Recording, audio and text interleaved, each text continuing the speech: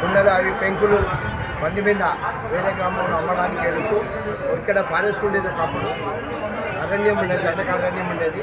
అక్కడ చెద తీర్చుకోవడానికి ఎండాకాలంలో పడుకుంటే అమ్మవారు వచ్చి కళ్ళకి చెప్పింది ఇక్కడ నేను నిలిచానని. ఇట్లా తీర్చుకోవడానికి బండి మీద అమ్మవారు కట్టించారు. అక్కడ అమ్మవారికి పూజ చేసి ఆ చిన్న గుడి కట్టించాడు. ఆ తర్వాత కాలక్రమేణా గుడి పెద్దగా ప్రతి అమ్మవారు భక్తుల యొక్క కోరికలు నెరవేరుస్తూ పొంగు బంగారమై విలుజిల్లుతున్నది. ఈ సంవత్సరం కూడా భక్తులకు సౌకర్యతమై అన్ని ఏర్పాట్లు చేయడం జరిగింది. భక్తులకు ఎలాంటి అసౌకర్యం జరగకుండా ఏర్పాట్లు చేసినాము. భక్తులు కూడా సంతృప్తిగానే చేస్తున్నారు. భక్తుల సహకారంతో ముందు ఫ్యూచర్లో కూడా అభివృద్ధి కార్యక్రమాలు చేపట్టారు. సరే, మన లస్కర్ బోనాలు, మన సికింద్రాబాద్ బోనాలు ఏవైతే ఉన్నాయో అమ్మవారి ఉజ్జయిని మహంకాళి అమ్మవారికి అయిన తర్వాత అక్కడి నుంచి అమ్మవారి ఇంటికి వెళ్ళి నెక్స్ట్ డే పొద్దుగాల ఒట్టి ఇక్కడ చేరుతుంది.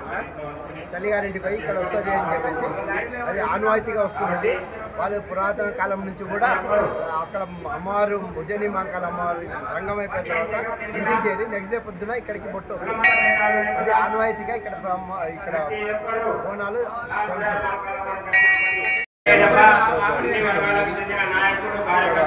ప్రతి సంవత్సరం కూడా చాలా పెద్ద ఎత్తున జరుగుతుంది. గురువారం రోజున ఈ కార్యక్రమాన్ని భక్తులందరికీ ఎటువంటి ఇబ్బంది లేకుండా మాకు సహకరించిన ఆర్డర్ పోలీస్ బృందానికి కానీ, ట్రాఫిక్ పోలీస్ బృందానికి కానీ, అదేవిధంగా ఎలక్ట్రిక్ డిపార్ట్మెంట్ బృందానికి, శానిటేషన్ డిపార్ట్మెంట్ వారికి మా కమిటీ తరఫున వాళ్ళకు ధన్యవాదాలు తెలుపుతూ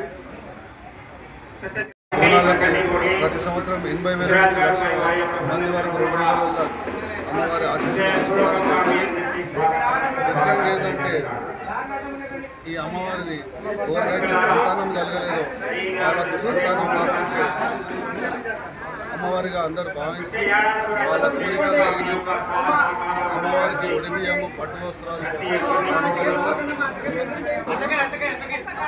గుడిని ఇంకో